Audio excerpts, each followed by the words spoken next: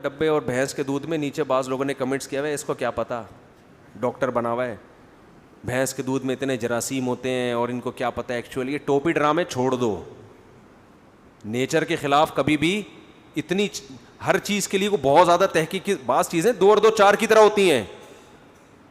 میں نے کہا تھا نا تازہ دودھ پیو, نکالو اور پی جاؤ, اس نے کہا اس کو پتہ ہی نہیں ہے ڈاکٹر بنا ہوا ہے, تازہ دودھ پئیں گے وہ تو ایکچولی جراثیم اور یہ اور ٹوپی ڈرامے.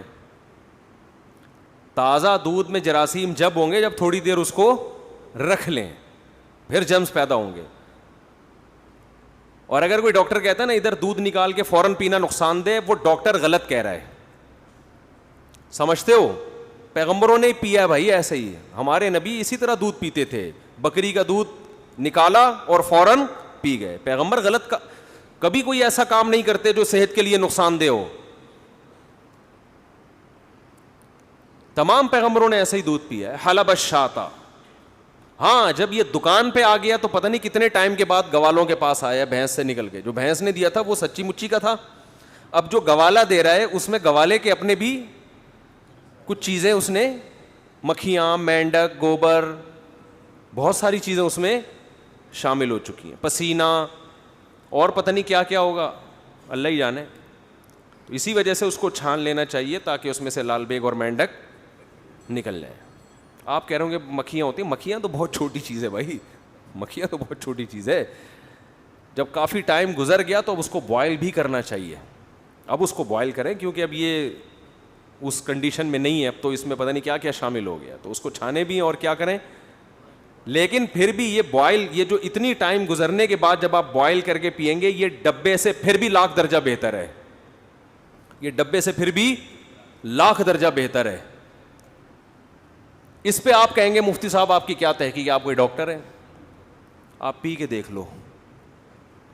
یہ بھینس کا دودھ جو گوالے دے رہے ہیں نا, جس میں مینڈک بھی نہا چکے ہیں, غسل جنابت کر چکے ہیں مینڈک اس میں, اور پتہ نہیں کیا کیا ہے, اس کو جب اس کو بوائل کرنا ضروری ہے کیونکہ یہ قدرت کا دیا ہوا نہیں ہے, اس میں اپنے بھی تصرفات ہیں ان کے. تو اس کو جب آپ بوائل کرو گے تو پھر بھی یہ اس ڈبے سے بہرحال بہتر ہے. اس کی کیا دلیل ہے؟ اس کی دلیل ہے پی کے دیکھو, مزہ نہ آئے پیسے واپس. آپ ڈبے کا بھی پئیں, یہ پئیں, آپ کے چہرہ سرخ ہونا شروع ہو جائے گا تھوڑے دنوں میں. یہ جو گوالے والا ہے, سمجھتے ہو, کیونکہ یہ اس کو اس پروسیس سے نہیں گزارا گیا جو کمپنی عام طور پہ دودھ کو اس پروسیس سے, بھائی دودھ کو سیو کرنے کے لیے اس میں کیمیکل ملائے جاتے ہیں. ڈبے کا دودھ تو بہت عرصے سیو رہتا ہے, ٹھیک ہے جراثیم اس میں نہیں ہے, لیکن خالی جراثیم ہی دنیا کا سب سے بڑا مسئلہ نہیں ہے.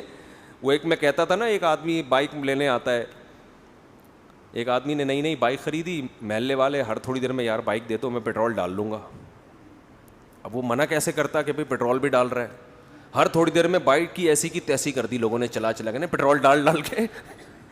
ایک دن کوئی بندہ آیا کہ جی بائک چاہیے, پیٹرول ڈال دوں گا. وہ خالی ڈبہ لے کر آیا, اس میں پیٹرول ڈال کے چلا لے, اس میں پیٹرول ڈال کے چلا. یہ کیا, اس نے کہا صرف پیٹرول نہیں چاہیے ہوتا, بائک کی اور بھی چیزیں گھستی ہیں. تو کمپنیوں نے جو ہے نا اپنے ڈبے کے دودھ کو مارکیٹ میں چلانے کے لیے جراثیم کو ہوا بنا کے پیش کیا ہوا, دیکھو اس میں جراثیم ہوتے, اس میں جراثیم نہیں ہوتے. واقعی نہیں ہوتے ڈبے کے دودھ میں جراثیم, لیکن وہ جس پروسیس سے گزرا ہے, اس پروسیس کی جتنے پروسیس سے وہ گزر چکا ہے, اس کی وجہ سے اس کی وہ واٹ لگ چکی ہوتی ہے جو بھینس کے دودھ کی گوالے نے واٹ نہیں, گوالے نے صرف مینڈک کو ڈبکیاں دلوائی ہوتی ہیں اس میں, سمجھ رہے ہو.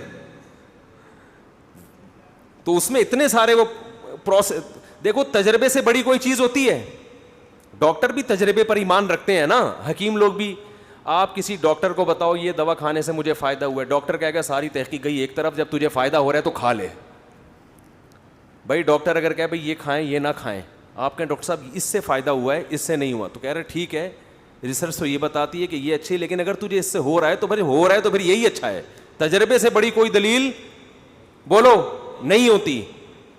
تو آپ تجربہ کر کے دیکھ لو, یہ والا دودھ اپنے بچوں کو پلاؤ, خود بھی پیو, آپ میں ریزسٹنٹ پاور بڑھے گی, آپ میں بیماریوں کے خلاف دفاع کی قوت بڑھے گی, آپ گوالے کی طرح مستنڈے ہو جاؤ گے معذرت کے ساتھ اگر کوئی گوالا بیٹھا ہوا ہے.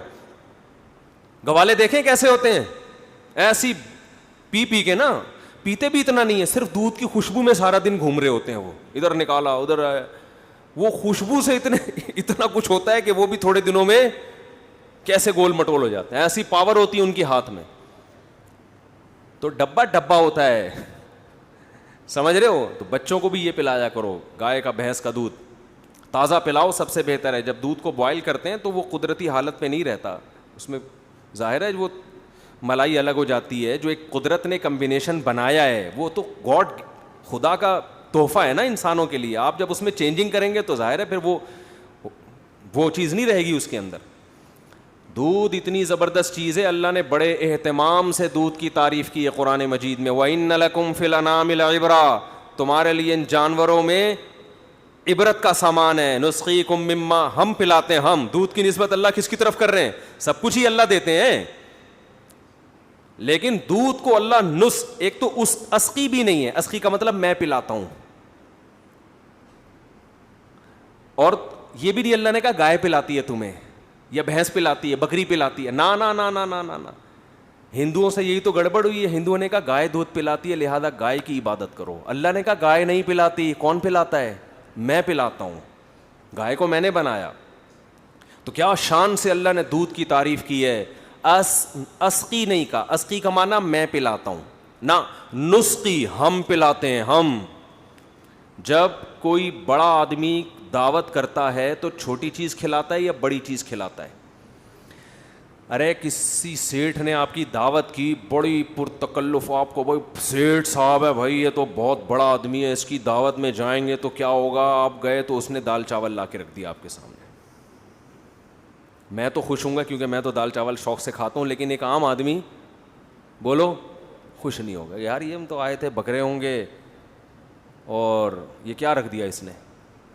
دوسری ایک پوائنٹ تو یہ ہوا کہ جب کوئی بڑا آدمی اکرام کے طور پر کچھ کھلاتا ہے تو چھوٹی چیز بولتے کیوں نہیں؟ دودھ پیتے تو بولتے نا. دودھ پیو گے تو بولو گے, ڈبہ نہیں بول سکتا.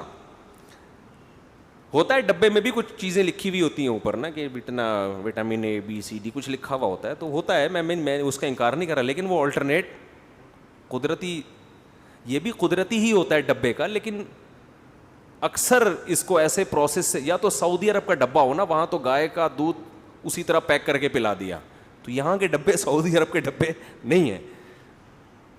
بعض دفعہ ایسا ہوتا ہے بالکل وہ نیچرل اس میں ہی پیکنگ کر لی جاتی ہے, کوئی کیمیکل نہیں ہوتا, وہ تو پھر وہ تو اوریجنل ہی ہے. تو اللہ کیا قرآن میں کہہ رہا ہے؟ اسقی نہیں کہ میں پلاتا ہوں, نسخی ہم پلاتے ہیں, یہ بتانے کے لیے کہ یہ پلانے والا بہت بڑا ہے اور تمہارے اکرام کر رہا ہے. یہ چھوٹا, یہ بہت بڑی ذات ہے,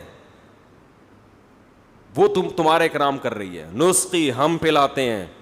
من بین فرثن ودمن, فرمایا سوکھا چارہ تم اس جانور کو کھلاتے ہو تو اس کے گوبر اور خون کے بیچ سے ہم تمہیں لبنن خالصن, ایسا دودھ اس کے تھنوں میں اتارتے ہیں, خالصن جس میں نہ گوبر کی بدبو, نہ گوبر کی رنگت, نہ خون کی بدبو, نہ خون کی رنگت. اللہ اس کے کلر کی بھی تعریفیں کر رہے ہیں اور اس کے ٹیسٹ کی بھی تعریفیں کر رہے ہیں, لیکن اللہ کا کلر بھی ہمیں پسند نہیں آ رہا اور اللہ نے جو ٹیسٹ پیدا کیا وہ بھی ہمیں پسند نہیں آ رہا. بچے کہتے ہیں ابو ہیک آ رہی ہے, بھینس کے دودھ سے کیا آ رہی ہے؟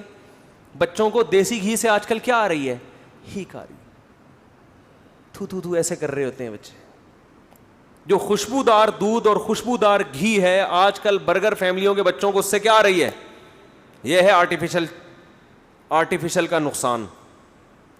سمجھتے ہو پاپڑ کھانے کا یہ کیا ہے؟